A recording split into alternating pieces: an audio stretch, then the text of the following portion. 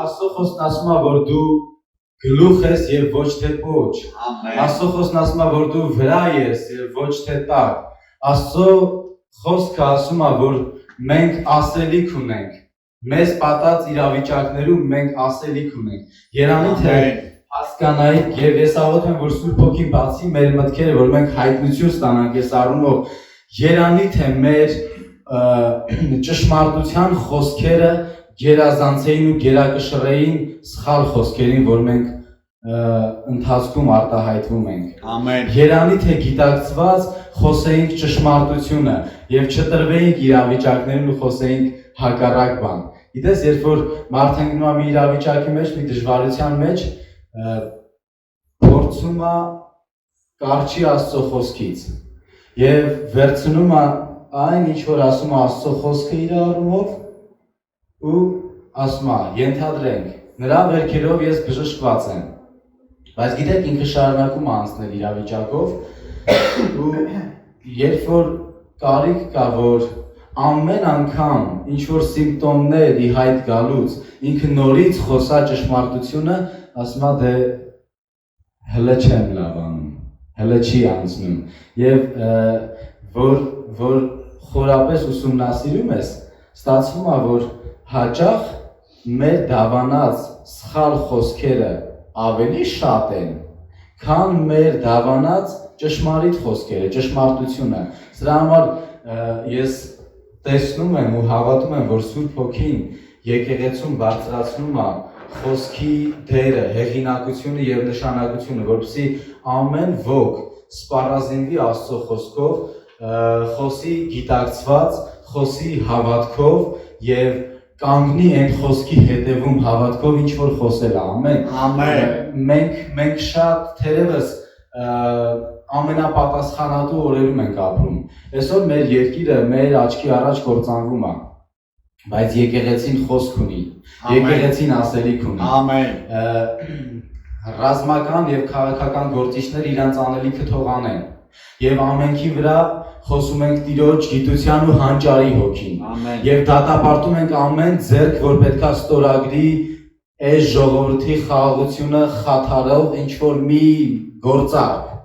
այս երկրի խաղաղությանը սպառնացող ցանկացած գործարք, որ պետքա ստորագրվի, դատապարտում ենք դա Հիսուսի անունով, արմատախիլ լինի, չորանա, նզովում ենք դա, թող բաժանվեն այդ խորհուրդները իրար մեջ եւ պարակտվեն Հիսուսի անունով, պարլամենտում ցանկացած ոտնձգություն, որ պիտի լինի այս ժողովրդի հայության եւ հայոց աշխարհի դեմ, թող պարակտվի, ձախողվի եւ չհաջողվի։ Մենք սա խոսում ենք եւ հավատում ենք դրա համար խոսում ենք, բայց ինչքան կարևոր է որ եկեղեցին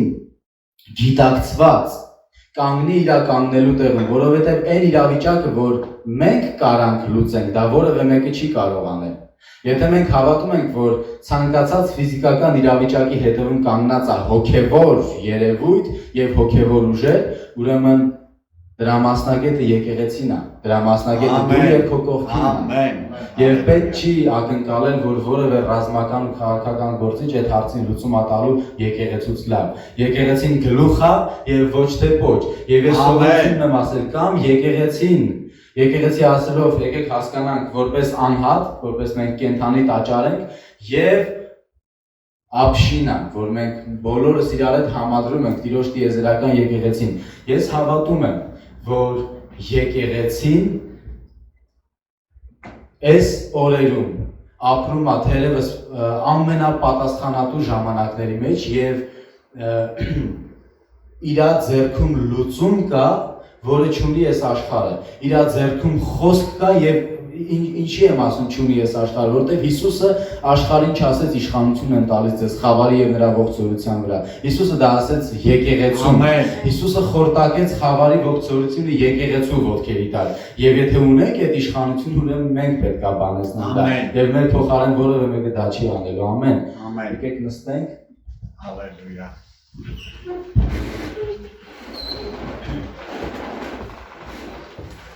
Երկրորդ Կորինթացիների թուղթ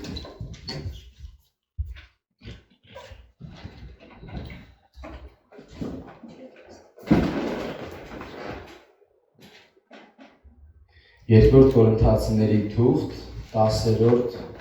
գլուխ։ Մենք փոքր սերտողություն էստեղից կանենք, բայց մի քանի կարևոր սկզբունքներ կա, որ ուզում եմ արծարծել դա։ 103-րդ Սաղմոս ասում է. «Օրհնիր Տիրոջը, ով իմանց, եւ մի մոռացի նրա բոլոր բարիքները»։ Ես հավատացած եմ, որ Դավիթը մեծապես ճանաչել է Տիրոջ շնորհքը, տեսել է Տիրոջ շնորհքը, հերվից ողջունել է, ապառիկով ընդունել է դա,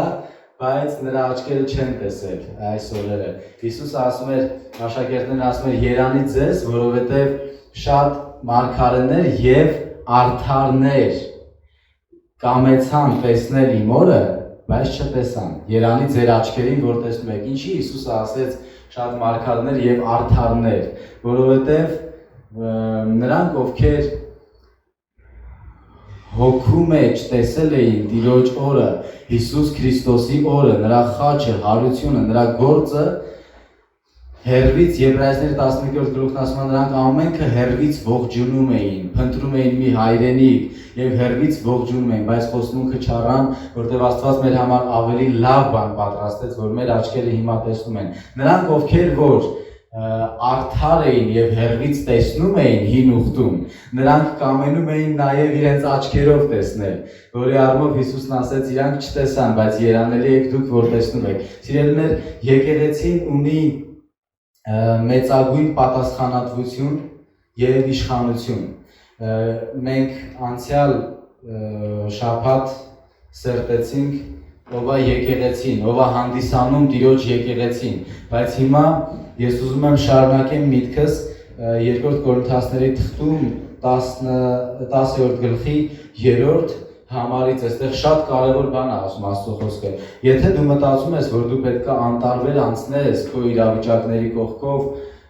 դու սխալվում ես։ Իրավիճակները կգերեն քեզ, իրավիճակները կճնշեն քեզ, բայց եթե դու սպառազինվես այն սպառազինությամբ, ինչ որ տալիս է Աստված, ինչ որ տվել է Աստված, ուրեմն ես սովորություն ունեմ ասել, եկեղեցին կամ ապրում է երկրի վրա հաղթական կյանքով, եկեղեցին եւ անհատը կամ ապրում է երկրի վրա եւ իրան հանդիպած բոլոր իրավիճակներից դուրս է գալիս հաղթանակած կամ գնում է Տիրոջ մոտ։ Այսինքն, քանի երկրի վրա է, եկեղեցին երրորդ տարբերակ չունի։ Եկեղեցի ասելով նորից եմ ասում, դա դու ես եւ քո կողքին նստած քո սիրելի քույրը կամ եղբայրն է։ Եկեղեցին երկրի վրա ապրում է, դիմագրավելով իրավիճակներին։ Գրված է, երբ որ թշնամին հեղեղի պես գալիս է Աստծո հոգին դրոշ է բարձրացնում նրա դիմաց։ Այս նույն ծառայությունը հիմա տրված է եկեղեցում։ Ցանկացած իրավիճակ, սիրելիներ, բարի բուն իմաստով ցանկացած իրավիճակ, որ դիմագրավում է քեզ, երկու տարբերակ կա։ Կամ դու անցնում ես դրա միջով եւ հաղթանակած դուրս ես գալիս, կամ դու գնում ես Տիրոջ մոտ, եթե ժամանակը եկել է։ Բայց երրորդ տարբերակ չկա, որտեղ Աստծո խոսքն ասում է, որ դու Աստված քեզ գլուխ է արել եւ ոչ թե փոշ, դու ասելիք ունես, դու խոսք ունես, դու լուծում ունես, դու պատասխան ունես եւ այդ պատասխանը քո հոգու մեջ է, այդ խոսքը քո հոգու մեջ է, այդ խոսքը քո սրտի մեջ է եւ քո բերանի վրա է եւ այս խոսքը հոսում է քո մեջից, որտեղ քո հոգում կա այն կյանքը եւ կա այն կյանքի խոսքը, որ այսօր կարիք ունի այս աշխարհը եւ քեզ շրջապատած բոլոր իրավիճակները։ Ամեն։ Ուրեմն 2 Կորինթացիների թուղթ 10-րդ գլուխ։ Ես ուզում եմ ուշադիր հետևեք իմ մտքին, որովհետև հավատում եմ, որ վերջի մի քանի գուցե ամիսների ընթացքում Սուրբ Հոգին ստրատեգիական եւ նպատակաուղղված ձևով առաջնորդում է եկեղեցուն հոգու գերբնական չափանիշների մեջ, որովհետև այն հանձնարարականը, որ եկեղեցին պիտի իրականացնի, սա հնարավոր չի շնչավոր ու մարդկային հնարավորություններով ու ջանքերով։ Այսօր ցավոք սրտի շատ եկեղեցիները անում են ծառայություններ, անում են բաներ, որ դա հնարավոր է անել առանց Աստծո եւ առանց Սուրբ Հոգու զորության, բայց պատահական չէ, որ Հիսուսն ասեց, երբ որ Սուրբ Հոգին կգա, զորություն կառնեք եւ իմ վկաները կլինեք։ Ինչ որ զորություն կա, որ սա պայմանավորված չի մարդկայինով եւ շնչավորով, զորություն կա քո վրա, զորություն կա քո ներսում, որ սա պայմանավորված է Սուրբ Հոգով եւ սա այլ տարբերակով հնարավոր չի։ Եվ սա հնարավոր է անել բացառապես, երբ որ կլնես հոգու գերբնական չափանիշների մեջ, երբ որ կխոսաս ինչպես հոգին, երբ որ կմտածես ինչպես հոգին, երբ որ կվարվես ինչպես հոգին, ամեն։ Իսկ մենք հիմա սովորում ենք, հոգին ասա քո մեջ հոգի կա, քո մեջ Աստծո Սուրբ Հոգին է, քո մեջ զորության հոգին է։ Հալելույա, քո մեջ Աստծո Սուրբ Հոգին է, զորություն։ Ամեն։ Հալելույա, քո մեջ Աստծո։ Հիսուսը ասեց, երբ որ Սուրբ Հոգին կգա, զորություն կառնեք եւ իմ վկաները կլինեք։ Դու հավատում ես, որ դու առել ես այդ զորությունը։ Այն զորությունը, որ դու առել ես, այդ զորությունն է, որ տալիս է պատասխանը, այդ զորությունն է, որ տալիս է լուծումը։ Այլապես, եթե մեջտեղից հանենք այդ զորությունը, մնում է տակը մարդկային եւ շնչավորը, որը ցավոք սրտի պատասխան չի այսօր մեր իրավիճակին, մեր երկրին, ամեն։ Ուրեմն 10-րդ գլուխ 2-րդ Կորինթացիների 3-րդ խոսքից որովհետև թեև մարմնով ենք վարվում, բայց մարմնավորապես չենք զինվորություն անում։ Այստեղ միտքը մեկ այլ թարգմանության մեջ այսպես է, թեև այս աշխարհում ենք ապրում, բայց մարմնավորապես չենք զինվորություն անում։ Ինչ անում։ Զինվորություն։ Ամեն։ Դու հավատում ես, որ դու ծառայության մեջ ես, որ դու պատասխանատու ծառայության մեջ ես, եւ այս զինվորությունը չեն անում հովիվները, այս զինվորությունը չեն անում փառաբանության խմբի անդամները, այս զինվորությունը անում է ցանկացած վերստին ծնված քրիստոնյա, որը առել է Աստծո խոստմունքը եւ լցվել է Աստծո զորությամբ։ Ուրեմն մարմնավորապես չենք զինվորություն անում, որովհետեւ մեր զինվորության զենքերը մարմնավոր չեն, այլ Աստծով զորավոր, բերդեր քանդելու, խորհուրդներ են քանդում եւ ամեն բարձրություն, որ գոռոզանում է Աստծո գիտության դեմ, եւ գերի ենք բռնում ամեն միտք Քրիստոսին հնազանդեցնելու համար։ Հիմա ինչ զենքերի մասին է խոսում։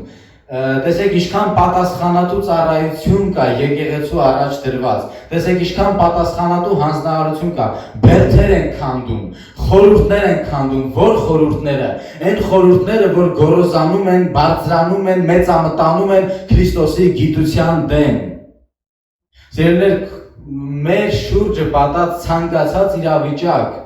որ Աստծուց չի, որ Քրիստոսից չի, որ պայմանավորված չի Քրիստոսով եւ չի բխում Քրիստոսից, ուրեմն մենք արտոնություն ունենք այդ բոլոր երևույթները ջերի վերցնելու, բայց ինչպես, ոնց են սա անում եւ ինչ սպառազինության մասին է խոսում Պողոս Առաքյալը, սա այնքան կարեւոր է։ Ես հիմա ինչ որ կխոսամ, գուցե քո համար շատ պրիմիտիվ թվա, բայց հավատացեք, այս պրիմիտիվ ծառայության միջոցով այնպիսի զորություններ են արձակվել, այնպիսի նշաններ ու սքանչելիքներ են եղել, այնպիսի ծառայություններ է իրականացել երկրի սկսած գործառաքելության ժամանակաշրջանից, առաջի դարից, հենց այս ես պրիմիտիվ ասում չակերտներում հասկացեք, ոմանց համար պրիմիտիվ, որովհետև ոմանք չեն ընդունում են հոգևոր, հավատքի հոգևոր զենքերն ու սպառազինությունը, որ Աստված տվել է եկեղեցուն, եւ ուստի ապրում են մարմնավոր կյանքով, մեռած գործերով եւ չեն կարող անել այն զինվորությունը, որ Աստված տվել է եկեղեցուն անելու։ Դա հնարավոր չի անել այլ ընտրանքային տարբերակով, ալտերնատիվա չկա, դա հնարավոր է անել միայն տեսեք ասում եմ մեր զինվորության զենքերը մարմնավոր չեն, այլ Աստծո զորավոր։ Այդ զենքերով, այլ տարբերակ չկա։ Բացենք Եփեսացիների 6-րդ գլուխ։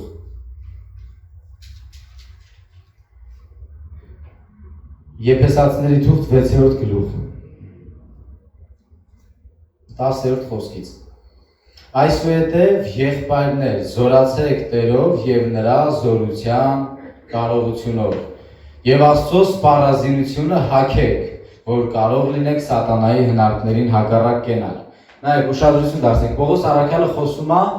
եկեղեցուն, երբ որ ասում է եղբայրներ, սա մշակութային խնդիր է, այսինքն քույրերը, եկեք հասկանանք, եկեղեցի զորացեք Տերով եւ նրա զորության կարողությունով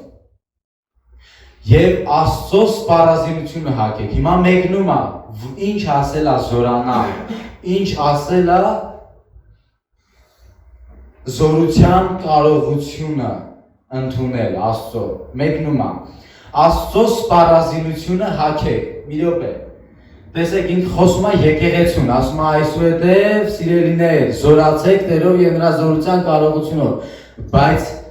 ասում է սպառազինվեք, Աստծո սպառազինությունը հագեք, այսինքն հնարավոր է, որ եկեղեցին չհագնի այդ սպառազինությունը, լինի այն կարգավիճակում, որ ինքը հագած չի, չունի, չի կիրառում։ Իհարկե հնարավոր է։ Դրա համար Պողոս առաքյալը հորդոր է տալիս։ Պողոս առաքյալը քարոզում է, որ եկեղեցին սպառազինվի այն հոգևոր սպառազինությամբ, որ կարող լինի իրականացնել այն երկնային հանձնարարականը, որ Քրիստոսը թողեց մեզ ու գնաց։ Ամեն։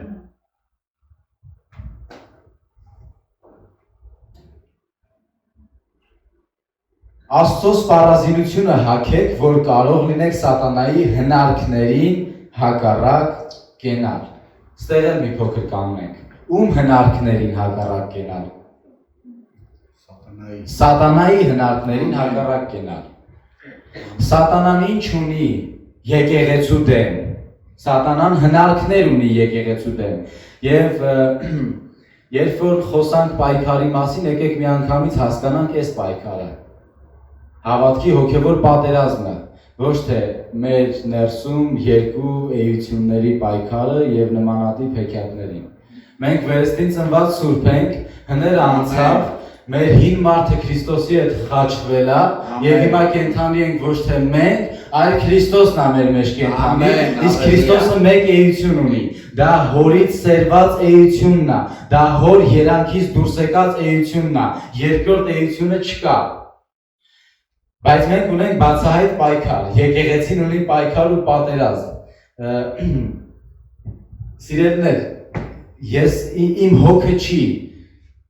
ով ինչով է զբաղվում։ Եթե ոմանք գտնում են, որ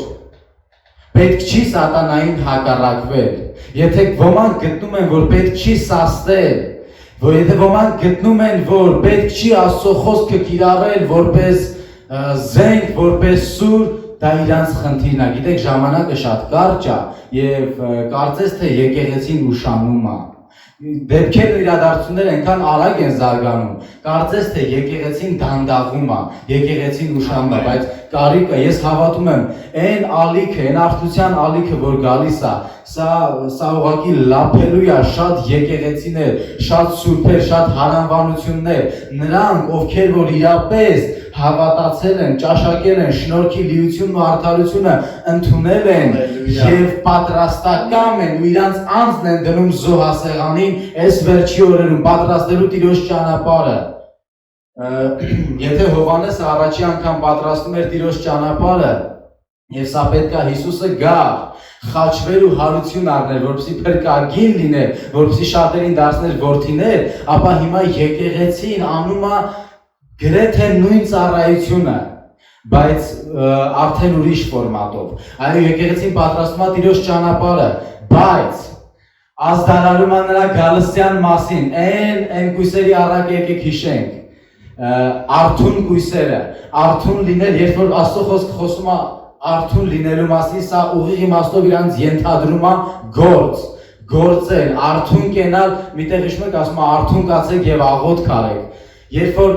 հինգ կույսերը արթուն էին, հիմա սա վերցնենք մեր վրա, եկեղեցին, որպես արթուն, Քրիստոսի մարմինը հանդիսացող եկեղեցին, որպես արթուն կեցված, սա իրանց ենթադրում է աշխատել, իսկ այդ աշխատանքը Տիրոջ ճանապարհը պատրաստելն է, իսկ սա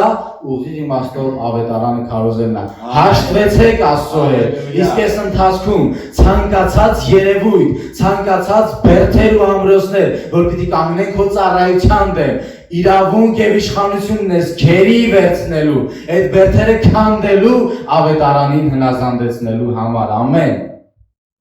Հիմա Աստծո սպառազինությունը հագեք, որ կարող ունեք սատանայի հնարքներին հակառակ կենալ, որովհետև մեր պատերազմը արյան եւ մարմնի հետ չէ, այլ իշխանությունների եւ պետությունների հետ, այս աշխարհի խավար աշխարհակալների հետ, այն չար ոգիների հետ, որ ետնավորների մեջ են։ Հիմա ինչ իրավիճակ որ պատել է մեր երկրին։ Հիմա հարց. արդյոք մեր պատերազմը որևէ անձի դեմ է թե ոչ։ Որևէ մարդու, մարմնի ու արյան դեմ է թե ոչ։ Ոչ։ Եկեղեցի մարդու դեմ է թե ոչ։ Ոչ։ Այս աշխարհի խավար աշխարհակալների, պետությունների հետ, չար ոգիների հետ մեր պատերազմը։ Բա ոնց կարա հարցի լուծումը լինի, եթե ոչ այս հարթության մեջ։ Ոնց կարա շնչավոր լուծում տրվի հոգևոր հարցերին, ոնց կարա շնչավոր ու մարմնավոր լուծում տրվի այն հարցերին, որոնց հետևում կանգնած են այս աշխարհի խավար աշխարհակալները եւ չար ոգիները, դևերը եւ սատանայի մի ամբողջ արսենալ։ Տեսնում եք, որ եկեղեցին ունի պատասխան, եկեղեցին ունի խոսք ասելու, եկեղեցին ունի լուծում, եւ այն զորությունը, որ քո մեջ է, դա ինքնանպատակ չի, այդ զորությունը նրա համար է, որ դու արձակես քեզանից, ցանկացած իրավիճակում, երբ որ դրա կարիքը կա, դու արձակում ես այդ զորությունը, քերի ես վերցնում ամեն բարդություն, ամեն միտք, որ գոռոզանում է Քրիստոսի գիտության դեմ եւ հնազանդեցնում ես ավետարանին, որն է Քրիստոսի գիտությունը։ Եթե դու հիվանդություն ունես ու դա քեզ խանգարում է ծառայել, Քրիստոսի գիտությունը չի այդ հիվանդությունը։ Քրիստոսի գիտությունն այն է, որ դու նրա վերքերով բժշկված ես եւ պարտավոր չես կրել այդ հիվանդությունը։ Դու քերի ես վերցնում այդ հիվանդության բերդը, այդ ամրոցը եւ հնազանդեցնում ես ավետարանին։ Այսինքն, ավետարանն ասում է, որ ես նրա վերքերով բժշկված եմ, դու պարտավոր ես մնալ քո տեղում։ Ավետարանն ասում է, որ նա իմ ցավերը վեր արել, դու պարտավոր ես մնալ քո տեղում։ Այս սա է քերի վերցնել եւ ավետարանին հնազանդեցնել։ Եվ սա աշխատում է բոլոր իրավիճակներում։ Ամեն։ Սրա համար 13-րդ խոսքից Աստծո սպառազինությունն առեք, որ կարող լինեք հակառակ կենալ չարության օրում եւ ամենը կատարելով հաստատ կանգնել։ Աստծո սպառազինությունն առեք, որ կարողանաք հակառակ կենալ։ Ում պետք է հակառակ կենա եկեղեցին։ Սատանային եւ նրա խորհուրդներին, որ գոռոզացած է Քրիստոսի գիտության դեմ, այսինքն ավետարանի դեմ։ Հիմա ինչ որ բերդեր կան վեր խոյացած եկեղեցիների դեմ, օրինակ կրոնի գերությունը, հոգևոր կուրությունը, եւ մենք պատերազմում ենք, մենք բացահայտ հալածում ենք սա, եւ մեր աչքերը տեսնում են այն զորավոր գործերը, որ Սուրբ Հոգին անում է Հայաստանում։ Շատերը ազատագրվում են, սա հնարավոր չի քո ծառայությունը անպտուղ լինի։ Հնարավոր է քո ծառայությունը չլինի այնպես, ինչպես որ դու ես մարդկայինորեն պատկերացնում կամ սպասում, բայց հնարավոր չի Աստծո խոսքը, երբ որ արձակվում է, նրանում չհաջողվի, ինչի համար որ արձակվել է։ Սիրելիներ, Աստծո խոսքն ասում է, որ նրա խոսքը պարապ տեղը չի վերադառնում եւ հաջողվում է նրանում, ինչի համար որ արձակվել է, բայց որտեղ է խնդիրը։ Խնդիրը արձակվելու մեջ է։ Արդյոք ինչ ես արձակում դու, արդյոք ինչ ես խոսում դու, արդյոք ինչ ես կիրառում դու։ Շարունակենք, շարունակությունը ավելի հետաքրքիր է։ Ասոս պարազինություն արեք, որ կարող ենք հակառակ կենալ չարության օրում։ Մի բան էլ արձանագրեն։ Եկեղեցին ոչ միայն պարտավոր չէ, այլ իրավունք չունի հաշտվել այն իրավիճակներին, որ պատում են իրան։ Եկեղեցին, վերստին ծնված Սուրբը, ով առել է Սուրբ Հոգին, ովքեր են առել Սուրբ Հոգին։ Ում մեջ կա Սուրբ Հոգին։ Ես հավատում եմ բոլորը մկրտված են այստեղ Սուրբ Հոգով։ Գուցե բոլորը չի որ խոսում են լեզուներով։ Եվ պետքա վարժեցնել, պետքա խոսել, բայց ես հավատում եմ, որ բոլորը առել են խոստմունքը, որտեղ սա ոչ ինքնանպատակ էր, ոչ էլ գործերից էր գրված, երբ որ ամենքը միաբան մեկտեղ էին, հանկարծ սաստիկ փչող քամու պես մի հնչյուն եղավ եւ ամենքը մկրտվեցին Սուրբ Հոգով։ Ես հավատում եմ, որ այդ Սուրբ Հոգին հիմա ցանկացած մեկի մեջ ներգործում է եւ դու ունես այն պոտենցիալը, դու ունես այն զորությունը եւ դու ունես բոլոր ռեսուրսները, որպեսզի հակառակվես անօրենության ցանկացած դրսևորման եկեղեցի։ Ես մի քիչ բարձր կասեի ամեն։ Ամեն։ Մի քիչ զարմանում եմ, ոնց հնարավոր է, հեշտ է, հա, տենց sense խոսքը լսեք ու չարձագանքեք։ Ամեն, եկեղեցին ունի զորություն եւ եկեղեցին ունի բոլոր ռեսուրսները, որովհետեւ կարողանա հակառակվել անօրենությանը, հակառակվել սատանայի խորհուրդներին, քանդել դրանք եւ քերի վերցնել ամեն մի, որ գոռոզացած է ավետարանի դեր, ու հնարանդեսնի ավետարանը։ Հալելույա։ Գիտեք որ դու չի որ դա անում ես։ Սուրբ Հոգին է որ դա անում է եւ այն զորությունն է որ դա անում է։ Հնարավոր չի դու ինչ որ իրավիճակի վրա խոսաս եւ հակառակ դրան կիրառես ավետարանի խոսքը ու դա չհնազանդվի ավետարանին։ Այդ նման է նրան որ մեծը փոքրից հալածվի։ Այդ նման է նրան որ ուժեղը թույլի առաջից փախնի, բայց տենց բան չի լինում։ Դրա համար Պողոս առաքյալը վստահաբար ասում է քանդում ենք բերդերը։ Հալելույա։ Գերի ենք վերցնում ամեն միտ, որ գոռոզացած է Քրիստոսի գիտության դեմ։ Ես դրա համար եմ ասում, երբ որ դու հայտնվում ես ինչ-որ իրավիճակի մեջ, դու երրորդ տարբերակ չունես, դու կամ շարունակում ես ապրել, իսկ եթե շարունակում ես ապրել, ուրեմն հաղթում ես։ Իտոգը այլ ընտրանք չկա, այլ տարբերակ չկա, իտոգը քո հաղթանակն է, որտեղ Կորինթացիների թղթում ասում է, որ նա մեզ ամեն բանում հաղթող է անում։ Եվ սա մեզանից չի, գործերից չի, այլ այն զորությունն է, որ մեր մեջ ներգործում է, այն իշխանությունն ու հոգևոր սպառազինությունն է, որ մեր վրա է, ամեն։ Իսկ մյուս տարբերակը, որ ուղղակի մենք գնում ենք տուն։ Հրամանատարը շատերիս ուղարկել է խնդիր իրականացնելու, ոմանց հետ կանչում է։ Ոմանք մնում են, բայց ոմանց հետ է կանչում, ու սա նորմալ է։ 14-րդ խոսքից։ Միջայլոց, սպառազինությունն, Աստծո սպառազինությունն արեք, որ կարող ենք հակառակ կենալ չարության օրում եւ ամենը կատարելով հաստատ կանգնել։ Ինչը կատարելով։ Եկեք ուղղակի չսահենք այս տողերի վրայով։ Ինչը կատարելով հաստատ կանգնենք։ Հակառակվելով, բերդերը քանդելով, անօրենության դրսևորումները գերի վերցնելով ու ավետարանը հնազանդեցնելով։ Այս ամենը կատարելով հաստատ կանգնել։ Ոնց ես հաստատ կանգնում։ Երբ որ իշխում ես բոլոր իրավիճակներին, քո շուրջը բոլոր իրավիճակները քո վերահսկողության տակ են, քո կոնտրոլի տակ են, ու դու հաստատ կանգնած ես։ 14-րդ խոսքը, արդ հաստատ կանգնեք, երկրորդ անգամ ասում, պատահական չի ասում Պողոս առաքյալը, երկրորդ անգամ ասում է 14-րդ խոսքից, արդ հաստատ կանգնեցեք, ձեր մեջքերը ճշմարտության գոտևորված եւ արդարության զրահը հագած։ Երբ որ Պիղատոսը Հիսուսին հարցրեց, իսկ ո՞րն է ճշմարտությունը, Հիսուսը առանց վարանելու ասեց, ես եմ ճշմարտությունը։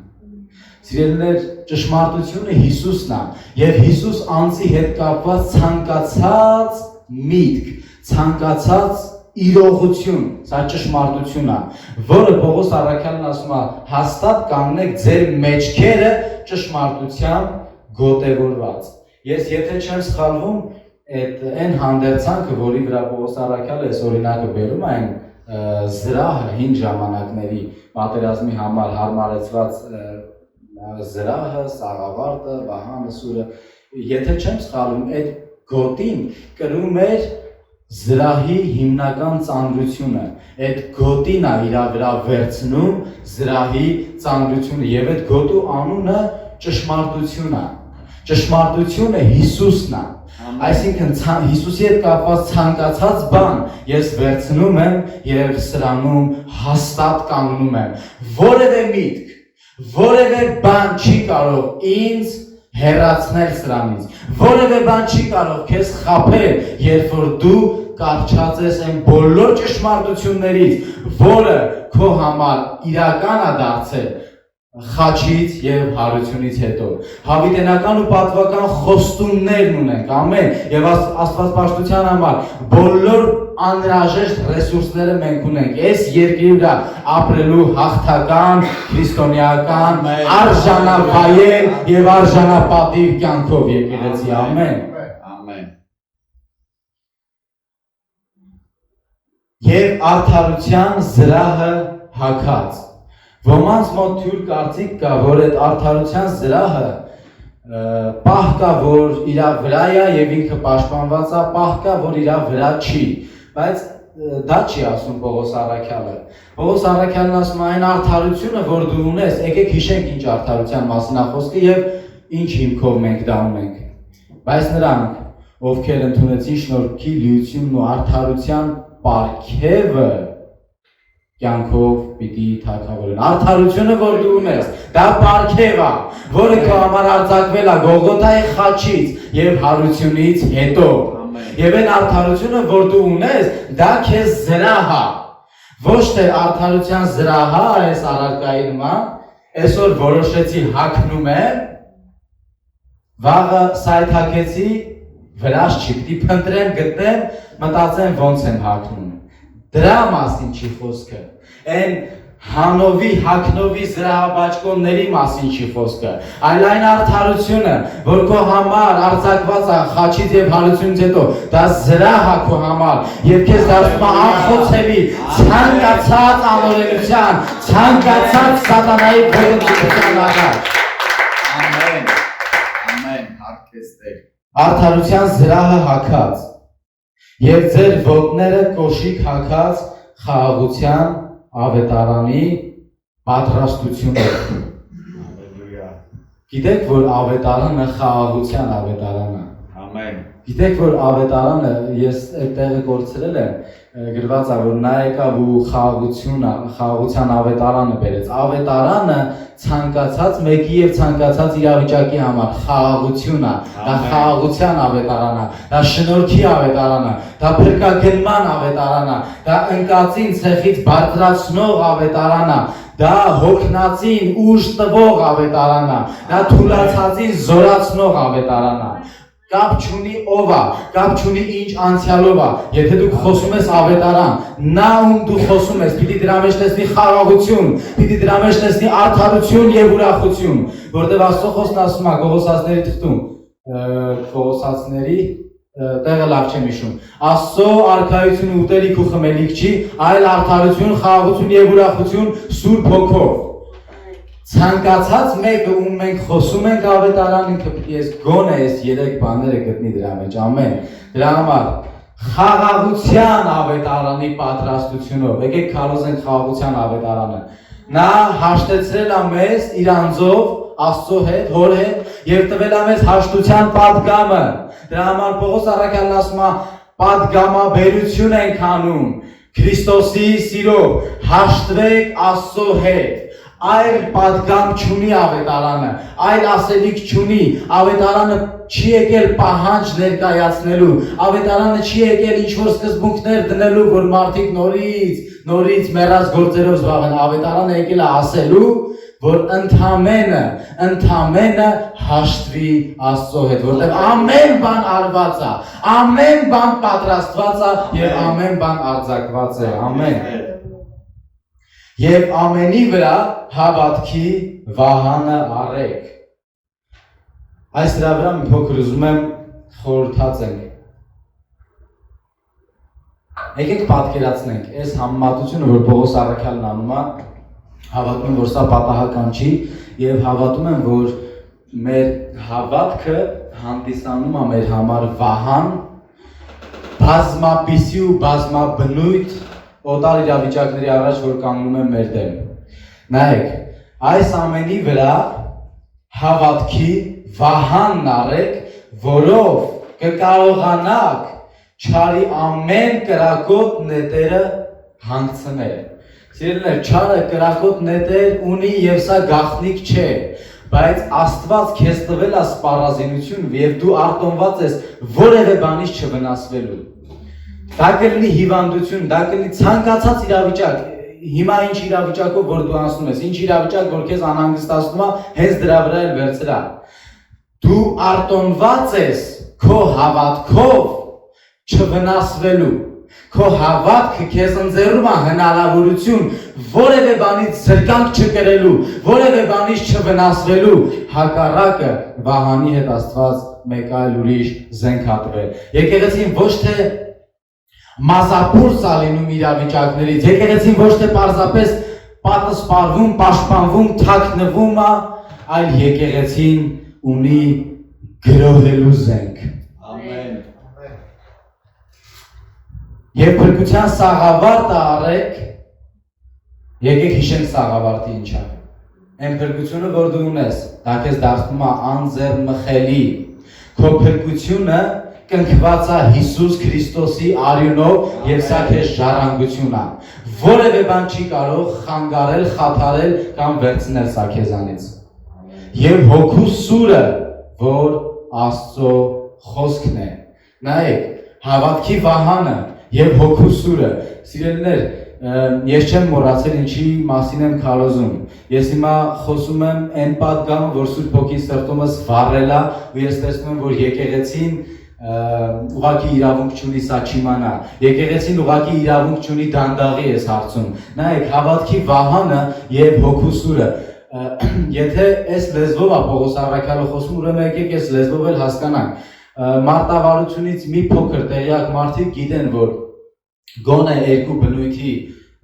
մարդ կարանք առանձնացնենք։ Կա մարդ, որ պաշտպանողական է, եւ սա մարդ է, սա մարդնչել է, սա պայքար է։ Կա մարդ, որը հարձակողական է, ստրատեգիական խնդիրներ իրականացնելու համար, նպատակներ կա դրան հասնելու համար։ Եվ Աստված եկեղեցուն տվել է այս բոլոր զենքերը։ Իրականում Պողոս առաքյալը խոսում է այս լեզվով, որպեսզի հավատացյալները հասկանան, որ ցանկացած իրավիճակի համար ունեն համապատասխան արսենալ, որ իրանց ներսում է, որ Աստծո խոսքով է եւ կարող են ցանկացած իրավիճակի դիմագրավել եւ հաղթարշավով դուրս գալ ցանկացած իրավիճակից։ Սիրելիներ, եկեք պրակտիկ վերցնենք։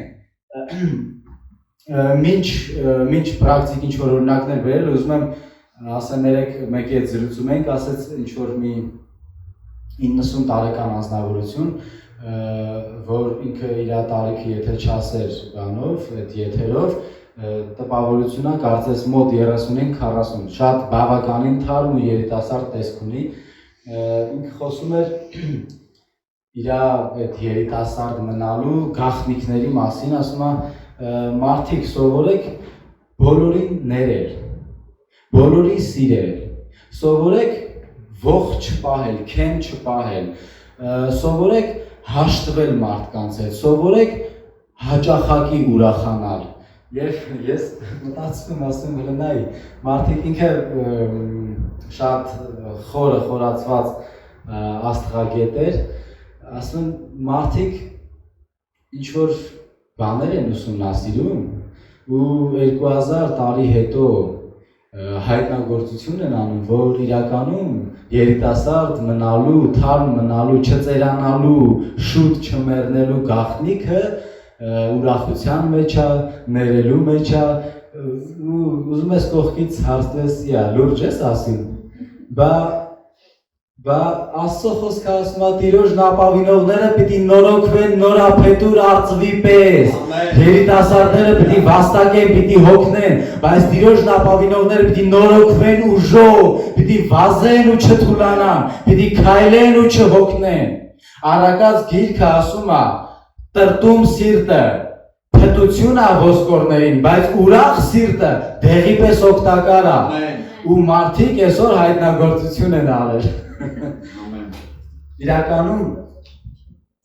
մեզ ցանկացած իրավիճակ կարա պատահի, բայց այդ իրավիճակը չի որոշում քո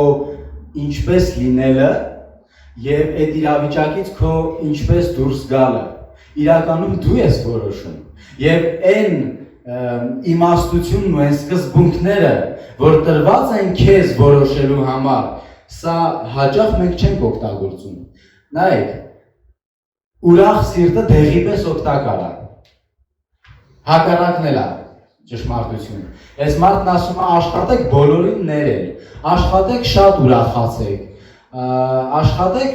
ողջ մի պահեք, հիշաչար մի եղեք, քեն մի պահեք, գիտեք ինչի է ասում։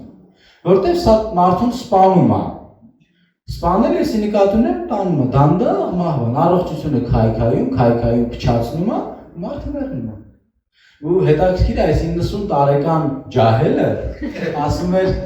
ինձ հետաքրքիր չի իմ տարիք, ասում եմ ես չեմ նայում իմ տարիքին, ես ինչքան ուզեմ ապրելու եմ այդքան, որովհետև իմ ձեռն է։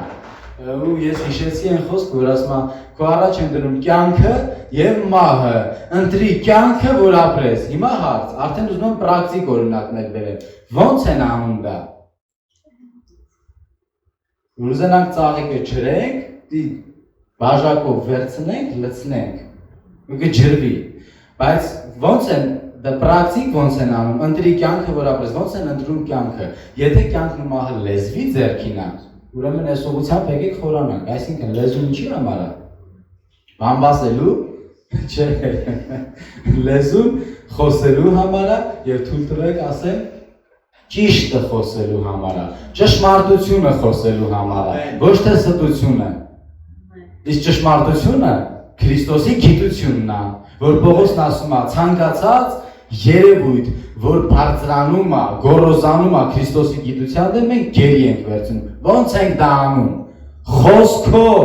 ինչ ենք մենք խոսում։ Դրա համար ասում է հոգու սուրը առեք, որ Աստծո խոսքն է։ Սիրելիներ, քեզ քո արդար, խաղաղ, հանդարտ Աստվածպաշտ կյանքի ընթացքում ենթադրենք քեզ պատել է ինչ-որ հիվանդություն։ Ուրեմն, ինչ պետք է անել, հավատքի վահանն արեք, դա կրակոտն է դա թե չէ, դա չարի հնարքն է քո դեմ թե չէ, այո, բայց ինչ ունենք մենք սրա դեմ, ճշմարտության գոտին գոտևորված, արդարության զրահը հագած, փրկության սաղավարտը եւ հավատքի վահանը, դու բարձրացնում ես այն խոսքը, որ նրա վերքերով ես բժշկված եմ, եւ սա վահան է քեզ, սա պաշտպանում է քեզ, սա պատասպարում է քեզ։ Գիտեք, ասում է կրակոտ նետերը հանգցնել, անգամ այս նետերը քեզ չհասած պիտի հանգեն, այն նետերը, որ սատանան արձակում է քո դեմ, դրանք իր նպատակին չեն հասնում, որովհետև դու վահան ունես դրա դեմ, դու գործիք ունես դրա դեմ, բայց հետաքրքիրը գիտեք, որ այն խոսքը, որ դու արձակում ես, դա հաջողվում է նրանում, ինչի համար արձակում ես եւ պարապ տեղը չի վերադառնում։ Հիմա ով է ուժեղը, հիմա ով է գլուխը։ Եվ զավեշտալի չի արդյոք, որ շատ հավատացյալներ ասում են սատանային չանհանգստացնենք, ինքն էլ մեզ բան չասի, քեֆին չկպնենք։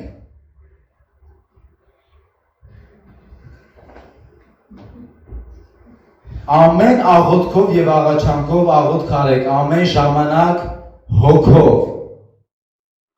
եւ սրանում հսկեցեք ամեն հարատևությամբ։ Հավատքի վահանը, հոգու սուրը, գիտես, ինչ-որ սիմպտոմներ են բարձրանում քո դեմ, եկեք հիշենք, բոլորի հետ պատահել է, ինչ-որ իրավիճակներ են բարձրանում քո դեմ, ինչ-որ երևույթներ կա, ստեղ մենակ դու չպիտի պաշտպանվես, չենք ասում, որ նրա վերքերով ես բժշկված եմ ու քաշվում հրախ, երբ որ խոսում է հակառակվել չարի ամեն հնարքներին, սա իրանց ենթադրում է գուցե նաև պրոցես, գուցե նաև ընթաց, բայց ոչ երբեք քորու փոշման հետ դառնալ, ոչ երբեք հուսալքված, հուսախաբված հետ դառնաս, ոչ երբեք կապիտուլացիա քո առումով ես հարցում, Երբ որ իրավիճակը բարձրանում է, դու ասում ես նրա վերքերով ես բժշկված եմ, դու կիրառում ես վահանը, Աստծո խոսքի վահանը, եւ եկեք հիշենք ինչ ասում Հովհաննես, ասում է ձեր հավատքն է, որ հաղթում է այս աշխարհին։ Աշխարհ ասելով եկեք հասկանանք սատանայի բոլոր ոտնձգությունները, այս բոլոր երևույթները, որին մենք պետք է հակառակվենք, ոնց հակառակվել, ներողություն, ոնց հաղթես, ոնց հավատքը հաղթի, եթե անգամ դու մտադիր չես հակառակվես գոնե դրան։ Ու այսօր շատ քրիստոնյաների գերեվարում են ինչ-որ իրավիճակներ, շատ քրիստոնյաներ ճնշվում են իրավիճակներից եւ չէ, իրանք Աստծո որդի են, իրանք փրկված են, իրանք արդար են, իրանք սուրբ են, իրանք մաքուր են, բայց տուժվում են, որ կարան չտուժվեն։ Եվ մեղմ ասած չեն իրականացնում են հանձնարարականը, որ Աստված տվել է եկեղեցուն։ Ուրեմն հավատքի վահանը եւ հոգու սուրը, որը Աստծո խոսքն է։ Եթե գոնե 1-2 հին ֆիլմեր տեսել եք, մարտեր, տեսնում եք, որ մանավանդ մենամարտի ժամանակ վահանը եւ սուրը աշխատում են իրար հետ սինխրոն, ներդաշնակ։ Վահանը ցանկացած իրավիճակի համար քեզ պաշտպանում է քո դեմ արձակված բոլոր երևույթներից, բոլոր նետերից, բայց քո ձեռքում մեկ այլ բան կա։ Մենակ վահանով կռիվ տալ չի լինի, մենակ սրով կռիվ տալ չի լինի։ Դեպք կա, որ պետք է դու կիրառես, դեպք կա, որ պետք է պատասխանվես, դեպք կա, որ դու պետք է պաշտպանվես, դեպք կա, որ դու պետք է գրոհես։ Եվ ինձ ոչ ոք չի կարա բացատրի այն քրիստոնյաները, որ մտածում են մենք ով ենք որ հակառակվենք սատանային, մենք ով ենք որ պատերազմական աղոթքներ անենք եւ այլն, սրանցից որևէ մեկը ինչ չի կարա բացատրի, ինչի ասում հոգու սուրը առեք, որ Աստծո խոսքն է։ Սուրը ինչի համար է։ Փայլացնելու այդ պատյանի մեջ դնելու։ Իսկ ինչ կասեք նրա մասին, որ Եբրայեցիների թղթում ասում է Աստծո խոսքը կենդանի եւ զորեղ է եւ ամեն երկսայրի սուրից ավելի կտրուկ է։ Գիտեք ինչի ասում երկսայրի սրից։ Եթե ուշադրություն եք դարձել, գոնե երկու տեսակի սուր կա, որ մի կողմը բութ է, մի կողմն է աշխատում։ Սրանք ավելի հին մոդելներն են։ Սուր կա, որ երկու կողմն էլ սուր է։ Եվ ցանկացած մարտից պատերազմից հետո այդ սուրը քորանում է։ Վերցնում են, սրում են, պատրաստում են, փայլեցնում են, մաքրում, յուղում են, պատրաստում հաջորդի համար, հաջորդ իրավիճակի համար, որտեղ այդ սուրն է, որ իրանց տալիս է հաղթությունը, իրանց տալիս է հաղթանակը եւ հաջողում է իրանց ծրագրի մեջ։ Հիմա Պողոս առաքյալն ասում է Աստծո խոսքը երկսայրի սուրից ավելի կտրուկ է, գուցե միակողմանի սրով դու չկարանայիր այնքան երկար մարդ վարեիր, ոնց որ երկսայրի սրով, որտեղ մի կողմը ավելի շուտ կքորանա, այն մյուս կողմն էլ է աշխատում, բայց Պողոս առաքյալը համեմատությունը ավելի է խորացնում, ասում է ամեն երկսայրի սուրից ավելի կտրուկ է, որն է դա, ինչն է դա, Աստծո խոսքն է դա։ Հիմա քո դեմ բարձրացել են ինչ-որ իրավիճակներ, այս շատ են, որ իմ գրքում գրված է, որ քո դեմ շինված գործիքը չի հաջողվի։ Քեզ ինչ։ Կամ ենթադրենք մի անգամ ասեցիր ու քաշվեցիր գրավ։ Հետո կողքիդ քույրի եղբայրը հարցնում ասում է, հա ո՞նց ես։ Ասում ես դե ես իմ չգիտեմ, չի անցնում, չի ստացվում։ Ես որքանով ուսումնասիրել եմ Աստծո խոսքը, սենց տարբերակ չի թողում։ Ամեն։ Այսպիսի երկ չկա իրավիճակից։ Ես ասում եմ կամ քրիստոնյան, այստեղի նկարագրության համապատասխան, կամ քրիստոնյան ապրում է երկրի վրա ու քերի է վերցնում իր շուրջը բոլորը պատած իրավիճակները, կամ էլ ինքը չի ապրում երկրի վրա ու գնում է տուն։ Բայց քանի դեռ ապրում է երկրի վրա, երրորդ երկ չկա, Աստված երրորդ տարբերակը չի տալիս եւ կարիք կա ուղղակի սովորելու։ Այնքան բաներ կան, որ մենք պրակտիկայում չենք կիրառում։ Գուցե դու մի անգամ բարձրացրեցիր քո վահանը, բայց գիտես այդ նետերը Պողոս առաքյալը հոգնակի թվով է խոսում։ Քո դեմ սատանան ոչ մի ջանք չի խնայի, որ քեզ գցի։ Սատանան ոչ մի ջանք չի խնայի, որ քեզանից առնի քո հավատքը։ Դրա համար պետք է հարատևել հավատքի խոսքի մեջ, հավատքի խոսքը Հիսուս անձի հետ կապված բոլոր ճշմարտություններն են, բացի սրանից օգտագործել նաև Աստծո խոսքը։ Սիրելիներ, ո՞նց եք պատկերացնում։ Թշնամու արսենալը հագեցած է քեր ժամանակակից զինատեսակներով եւ քո վրա աշխատում է ծանր հրետանի արտիլերիա դու մի հատ ատրճանակով դուրս ես եկել արտիլերիայի դեմ մի հատ կրակեցիր քաշվեցիր հրախ իմ դեմ շիված գործիքը չի հաջողվում փակեցիր ու սպասում ես դրանց երբ հալնելու որ այդ քո դեմ շիված գործիքը չի հաջողվելու ու տենում ես ինքը մի հատ էլ է խփում մի հատ էլ է կրակում մեկ ուրիշ փորձություն է տալիս մեկ ուրիշ ցավ է առաջանում հələ մեկից չանցած, մեկից չբժշկված, մյուս իրավիճակն է բարձրանում։ Այս փորձանքից չպրծած այն մյուս փորձանքն է, ու դու ընդամենը մի անգամ կրակել ես ու հանգիստ ես։ Բայց ինչքան կարևոր է, որ համապատասխան երբ որ ուժերի համեմատություն ես անում, դու գիտես երբ ինչ է պետք անել, երբ ինչ խոսք է պետք խոսալ, երբ ինչ զինատեսակ է պետք կիրառել, ես հավատում եմ, որ Աստծո խոսքը իր արդիականությունը չկորցնող, քեզ ժամանակակից զենք ու զինատեսակ է, որ կարողանում է կուրացնել, կրախի մատնել բոլոր թշնամու զենքերը եւ ինքը հաղթանակել եւ քեզ տալ հաղթությունը բոլոր իրավիճակներում։ Նայեք, կրակոտ նետերը հանգցնելու զենք ունենք մենք, դա հավատքի վահանն է, դա քո հավատքն է։ Երբ որ գալիս են քեզ ասում են, «Այդ դու ես, հա, արդար»։ Երբ որ գալի քեզ ասում են, «Բա քո ես տկարությունը, բա դու դες սայթակեցիր»։ Քո հավատքը հանդիսանում է վահան, այն արդարությունը, որ դու ունես, դա քո զրահն է, եւ դու գիտես, որ դու ունես փրկության սաղավարտը, բայց սա բավարար չի։ Դու ունես հավատքի խոսքը, որպեսզի լրացնես ամեն լեզու։ Գիտեք Եսայիայում ինչ է ասում։ Բոլոր քեզ դեմ շինված գործիքը չի հաջողվի, Եսայիա 54 վերջի խոսքն եմ ասում ես։ Բոլոր քեզ դեմ շինված գործիքը չպիտի հաջողվի եւ ամեն լեզու,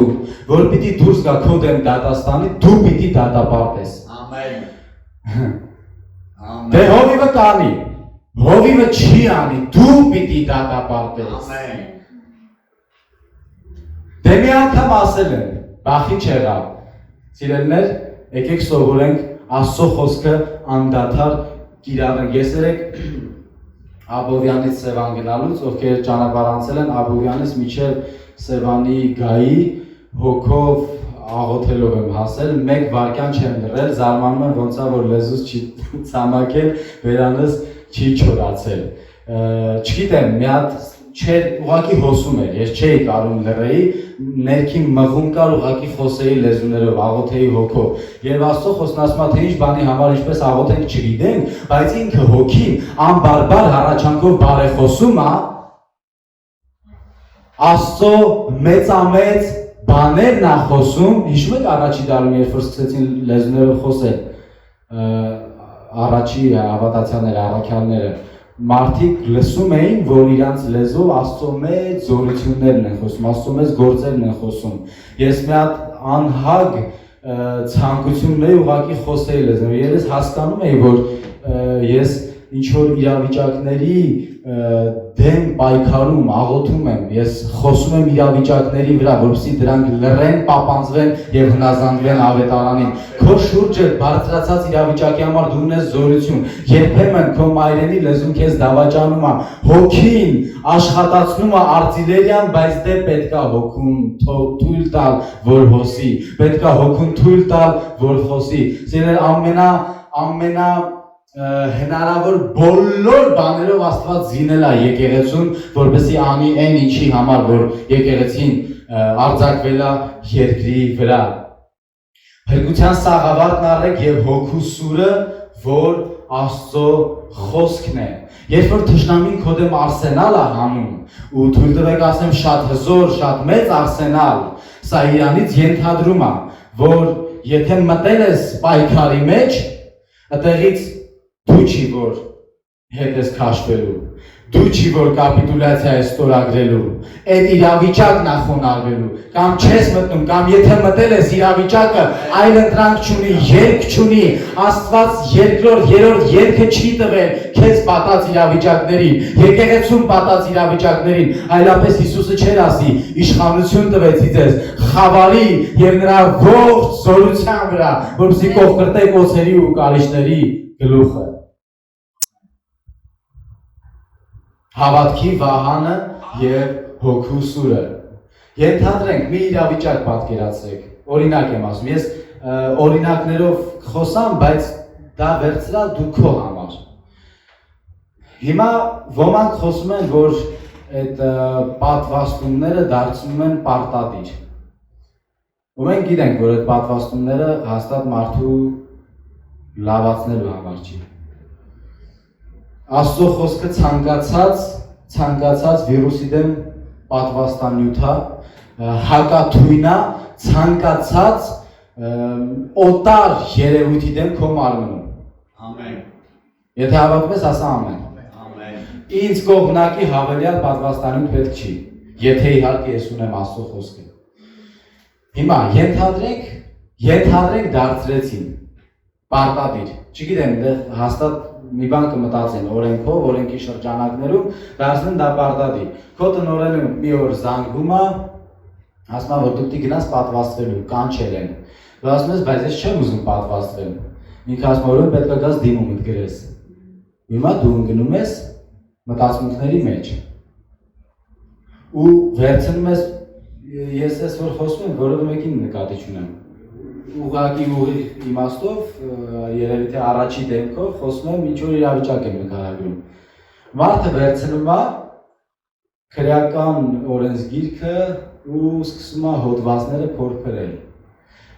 Կանոնադրություններն է վերցնում, իրան վերաբերվող այդ աշխատանքի վայրից, իրան վերաբերվող կանոնադրությունն է վերցնում, որպեսզի կարողանա պաշտպանել իր իրավունքները, զանգում է տնօրենին, ասում է, բայց դուք իրավունք չունեք ինձ հանեք, ես եմ դիմում չեմ գրում, ես պարտավոր չեմ պատվաստվել եւ այլն։ Սիրելիներ, գուցե ոմանց համար սա տարբերակ է, բայց հավատացեք, մեր համար դա տարբերակ չի։ Մենք չպետք է այդքան իջնենք ախր։ Մենք չպետք է այդքան մարմնանանք ու շնչավոր դառնանք։ Չէ՞ որ գրված է ինձ հավատացողները անգամ եթե մահարի դեղ խմեն իրանց վնաս պիտի չտա։ Ամեն։ Սա ինչ է, սա վահանն է։ Սա վահանն է, որ դու վերցնում ես այդ իրավիճակի դեմ։ Ու դու պետք չի զանգես տնօրենին, պետք չի զանգես մարդու իրավունքների պաշտպանին, պետք չի դիմես եվրոպական դատարան, պետք է վերցնես Աստծո խոսքը, որտեղ թեև այս իրավիճակը պատել է, դու տեսնում ես, դու ամեն բան գիտես։ Բայց քո խոսքը ասում է, որ ես անգամ եթե մահարի դեղ խմեմ, ինձ վնաս պիտի չտա։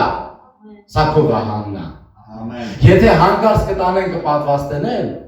հանգիստ մեկի փոխարեն երկու ձեռք հետ կարած մեկն է ասես արեք։ Առանց խղճմտանքի ու առանց վախի, որտեղ դու ունես հակաթույնը եւ սա հոսում է քո երակներում, սա հոսում է քո բոլոր հյուսվածքներում։ Եվ դա Աստծո խոսքն է։ Մյուս բանը Բա հոգուսուրը որն աստեղ եւ ինչպես կիրառենք հոգուսուրը իմ դեմ շինված որևէ գործիք պիտի չհաջողվի ես դատապարտում եմ դա ես այդ միտքը որ գոռոզացած է Քրիստոսի գիտության դեմ այո որտեղ դա գոռոզացած է Քրիստոսի գիտության դեմ որտեղ դա ոտնձգություն է մարդկության հանդեպ մարդկության դեմ ստեղծագործության արարչագործության դեմ ոտնձգություն է Եվ դու վերցնում ես խոսքը ու ասում ես իմ դեմ շինված գործիքը չի հաջողվելու ես դատապարտում եմ այդ որոշումը քարի վրա չմնա ես նզովում եմ այդ միտքը Հիսուսի անունով դու սկսում ես աշխատացնել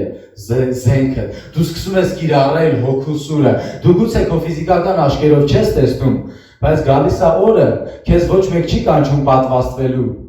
ոչ մեկ քեզ աշխատանքից չի հեռացնում ու դու վայելում ես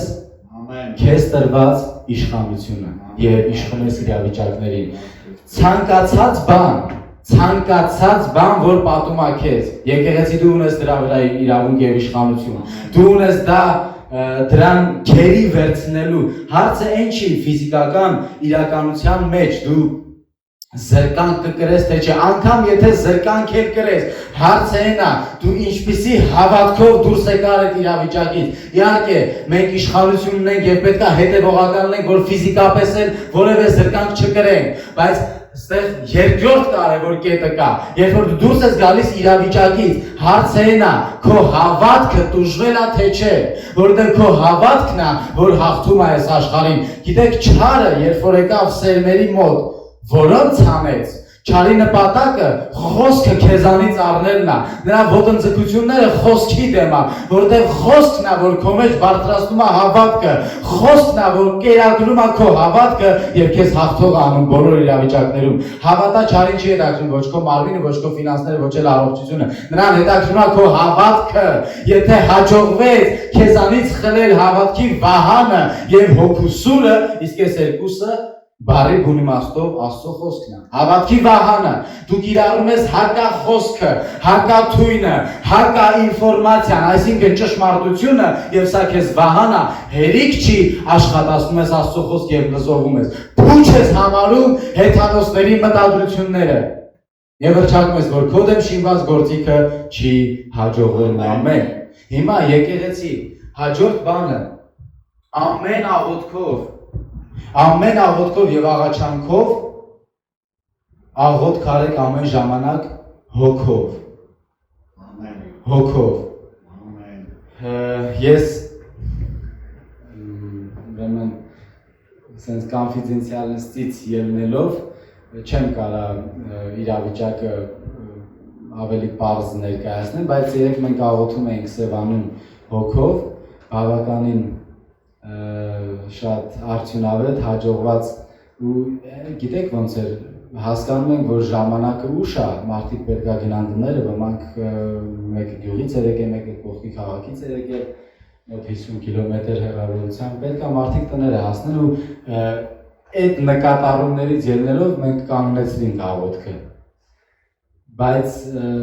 գիտեք ոնց էր հոսում, ես ուղղակի վայելում էի, երբ որ ամբողջ եկեղեցին բարձր աղոթում էր հոգով։ Բոլորը զգում էին, զգացին, որ մթնոլորտ է փոխվում դեր, այդտեղ իրականում ինչ-որ բաներ տեղի ունեցավ, ուղղակի եթե իրանք ուզեն վկայեն, մի առիթով կվկայեն գուցե այստեղից, բայց իրավիճակ լուծվեց, իրավիճակ շտկվեց, որը տարբեր պերեգավորներով արդեն եսին որևորդ ամիսն այդ հարցը չէր լուծվում։ Մենք չենք աղոթել որևէ կոնկրետ այդ իրավիճակի համար, մենք աղոթել ենք հոգով։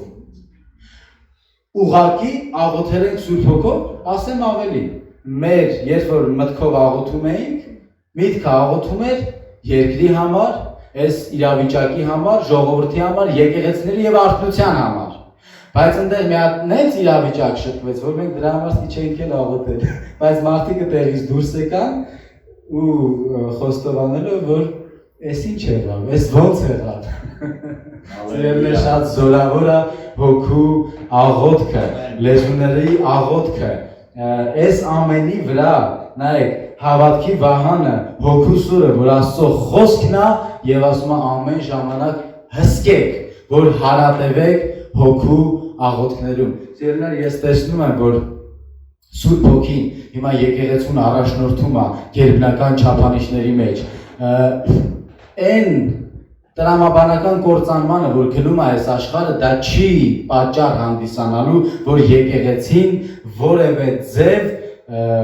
եկեղեցու ծառայությունը որևէ ձև խաթարվի երկրի վրա։ Դրա համար, եթե այս աշխարհի որոշ ռեսուրսներ ապականվում, կործանվում կամ սպառվում են, մենք այդ ռեսուրսները ունենք գերբնական մատակարարությամբ, Աստծո խոսքով եւ հավատքով։ Դրա համար Սուրբ Հոգին հիմա եկեղեցիների մենակ մեզ չի, շատ եկեղեցիների Սուրբ Հոգին տանում է հոգու գերբնական չափանիշների մեջ, որ մեր բժշկությունը կախված չլինի այս աշխարհի բժշկական համակարգից, որովհետեւ մեր նյութական, կենցաղային, սոցիալական վիճակը կախված չլինի այս աշխարհի որևէ ռեսուրսից, այլ մենք վայելենք գերբնական մատակարարումը։ Եվ այս իմիջիայլոց դրա համար եմ սիրահարվել զոհաբերության ծառայության վրա, որովհետեւ սա այն ծառայությունն է, որ Աստված մեզ ընձեռում է ցանել, հնձել, որ չապրենք աշխատավարձով։ Աշխատավարձը գիտես պիտի հաշվես, բայց ցանելը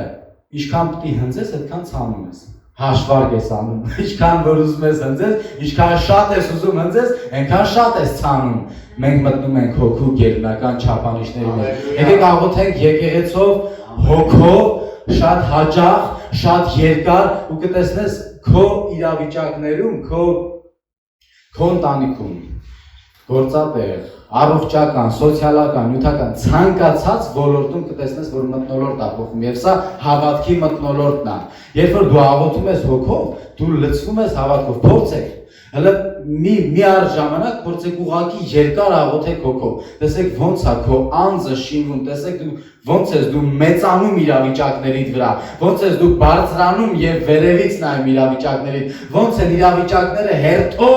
հերթով խոնարհվում քո առաջ, մեկը մյուսի հետևից, զինացապ են լնում եւ հանձնում են իրանց դիրքերը։ Եվ սա հնարավոր է հավատքի հոգևոր սպառազինության եւ հոգու աղոթներով։ Նորից վերադառնանք Կորինթացիների 10-րդ գլուխ ու ես վերջացնում եմ 2 Կորինթացիների 10-րդ գլուխ։ Տիմոթեոսի 2 Տիմոթեոս 3-րդ գլխում, եթե չեմ սխալվում, Պողոս առաքյալն ասում է եկեղեցին ճշմարտության սյունը եւ հաստատությունն է երկրի վրա։ Այն ծառայությունը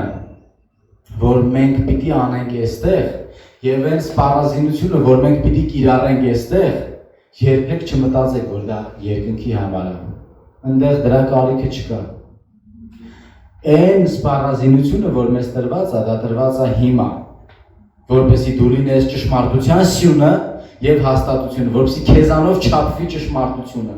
որպեսզի դու թելադրես ճշմարտությունը, ոչ թե եկեղեցին հեզ հլու հնազանդ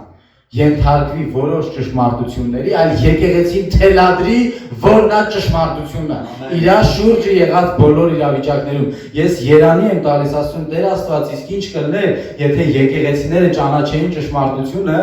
ու նախորդ մի քանի տարիների ընթացքում քարոզեին ավետարանը ու օգտագործեին կիրառեին այս զենքերը։ Այս զենքերը եկեղեցիները հաճախ կիրառում են իրար դեմ։ Հավատացյալները իրանց հավատքը մեկ-մեկ կիրառում են իրար դեմ։ Հավատացյալները մեկ-մեկ այս խոսքը կիրառում են իրար դեմ։ Սա ամենամեծ ողբերգությունն է, եւ եթե այսօր եկեղեցին հələ նոր սովորում է հավատալ, բա ինչ եք զարմանում, որ մեր երկիրը այս ինչ վիճակում է։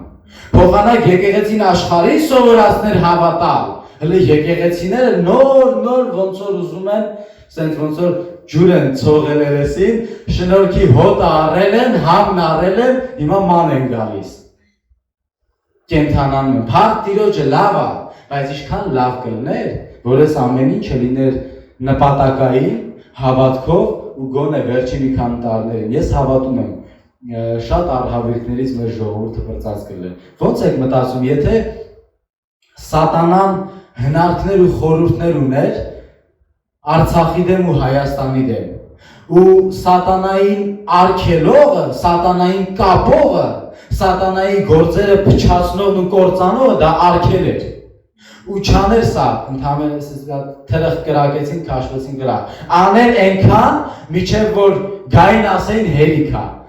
եղել է, նորմալ է ամեն ինչ բայց փառք Տիրոջը, որ հիմա եկեղեցին սովորում է հավատալ սովորում է վստահել եւ կիրառել Աստծո խոսքը, սովորում է իր հոգեվոր սպառազինությունը վերցնել եւ կիրառել իր շուրջը պատած բոլոր իրավիճակներին, ամեն։ Եկեք կանգնենք աղոթքի, եկեք որոշում կայացնենք, սիրելիներ, բարձրացրեք ձեր աչքերը ու տեսեք այն հոգու ծառայությունն ու գործը, որ տեղի է ունենում մեր օրերում եւ մեր աչքի առաջ։ Եվ եկեք մտնենք հոգու գերբնական չափանիշների մեջ, եկեք հաճախակի աղոթենք հոգով մեր անհատական աղոթներում եւ եկեղեցում ու կտեսնենք Աստծո փառքը։ Հնարավոր չի մի իրավիճակ քեզ պատի, որի առումով Աստված որոշած լինի, որ դու պիտի այդտեղ խոնարհվես այդ իրավիճակի առաջ։ Աստծո խոստումները այո են եւ ամեն։ Գրված է իմ մտադրությունները ձեր համար բարի են եւ չար չեն։ Ուրեմն այս չար բանը որտեղի ունեցավ, սա որտեղից է։ Սա գողն է, որ եկավ գողանալու, թալանելու եւ սպանելու, բայց ոչ երբեք Աստծուց։ Բա ինչ պետք է անենք մենք։ Մենք պետք է խոսանք այդ իրավիճակի վրա։ Ես չգիտեմ ով, ես չգիտեմ ովքեր, ինչ ուժեր ու ինչ զորություններ կան այս իրավիճակների հետևում կանգնած, բայց ես գիտեմ մեկին։ Այստեղ գրված է, որ Աստված փուչ է անում հեթանոսների խորհուրդները։ Հալելույա։ Աստված ցիրության է անում նրանց մտադրությունները։ Հիշեք Բաբելոնյան աշտարակաշինությունը, երբ որ Աստված միջամտեց, երբ որ Աստված գալիս է ու հարցը կոնտրոլնի է լուծում։ Բայց Աստված հիմա էլ չի գալու, որտեղ եկեղեցին է երկրի վրա։ Աստված ուղարկել է եկեղեցուն երկրի։ Եվ երբ որ եկեղեցին նստած բազմատերը երբ է գալու այս իրավիճակից ազատի, երբեք ոչ գալու է, ոչ էլ ազատելու է, որտեղ արդեն տվել է ազատագրողին։ Աստված եկեղեցուն որպես պարգև, որպես օրհնություն, որպես նշան ու սքանչելիք տվել է այս երկրին։ Եվ մենք այս երկրի համար օրհնություն ենք։ Ոչինչ որ շատերը չեն ճանաչում քեզ, ոչինչ որ շատերը տեղը չգիտեն, խադրը չգիտեն, բայց մենք գիտենք, որ մենք հոգևոր աշխարհում կապում ենք անօրենին, քանդում ենք նրա գործերը։ Խոսքը խոսա, սիրելիներ։ Եկեք ուշադրություն դարձնենք մեր լեքսիկոնում, այսօր ես եկա տուն Լինքինասուն գալու ես, հավաքտի ասում չէ, Գաբի ջերմությունը չի իշնում, ասում լսի մի ասա տենց։ Ասա Կիշնի մյուս անգամ կգամ, բայց տենց մի ասա, սա այնքան կարևոր է։ 3 անգամ աղոթեցինք, որ ջերմությունն իշնի, 7 անգամ ասենք չի իշնում։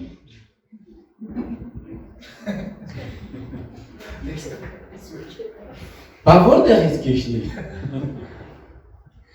Այն խոսքը, որ դու խոսում ես, դա սերմ է։ Հիմա ոնց որ համ սերմը ցանես, համ փորես համես։ Ցանում ես, փորում հանում ես, ցանում ես, փորում հանում ես, չէ, ջրի։ Ամեն։ Հովներից մեկը ասում էր, ես իմ հաշվապային ասել եմ, որ ինչ-որ ծախս է պետք իմանել եկեղեցու, ֆինանսը չէր երիքում, ասում էր հովիվ է, չկա գումար, ասում է լսի, եթե մի անգամ էլ ասել ես չկա, ձերիցը չես պրտնի, ասա գալիս են փողերը, մի ասա չկա, ասում է մի օր զանգեցի, ասի, Ես ինչ հարցը պետք է լուծել, ասում եմ, փողերը գալիս են։ Հասկացա, որ այդ բանը չկա։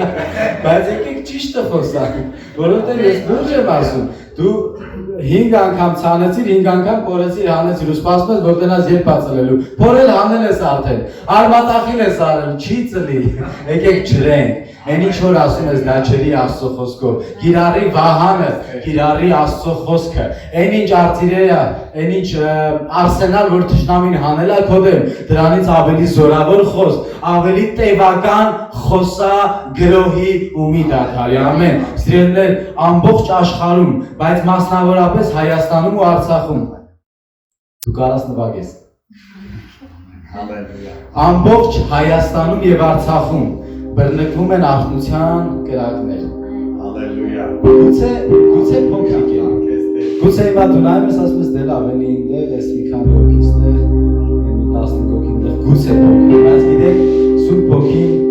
սաստիկ քամիները սկսել է փչել։ Երբ որ փչում է հոգու քամին, բորբոքվում է այդ կրակը։ Կրակը երբ որ բորբոքվում է, տարածվում է։ Ինչքան տարածվում է, այնքան մեծանում է։ Ու տարբեր տեղերում, երբ որ կրակները բորբոքվում ու տարածվում են, մի օր սրանք գալիս են կպնում են իրար։ Ու սրա անունը վերջի օրերի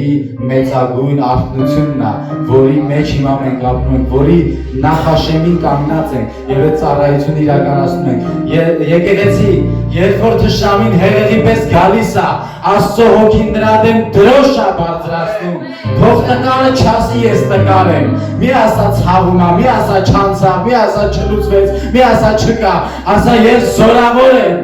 ասա ես հարուստ եմ, ես աղքատ չեմ,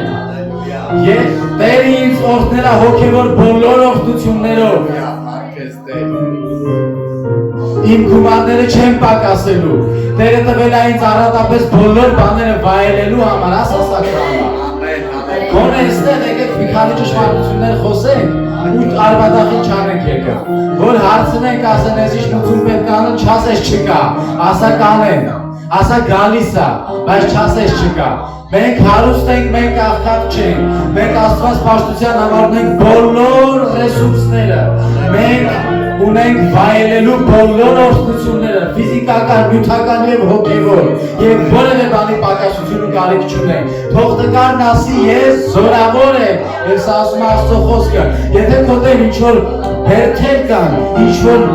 լերներ կան, ինչ որ ժայռեր կան խոյացած, ասա ով լեր դու դաշտ ես իմ առաջ, այս է իմ ժառանգությունը Տիրոջից, որտեղ գրված է ով լեր դու դաշտ ես, լերանը իր անունը միտու, լերանը հիշացրա ինքը դաշտ է, լերանը հիշացրա իր վերջը, իր ճակատագիրը, երբ որ ռաստա եկել քեզ, իր վիճակին հիշացրա իր վերջը, երբ որ դեմա դուրս եկել քեզ, բայց ոչ երբեք խոնարհվի իր վիճակի առաջ, ամեն, Տեր Հիսուս փառք է, շնորհակալ եմ, շնորհակալ եմ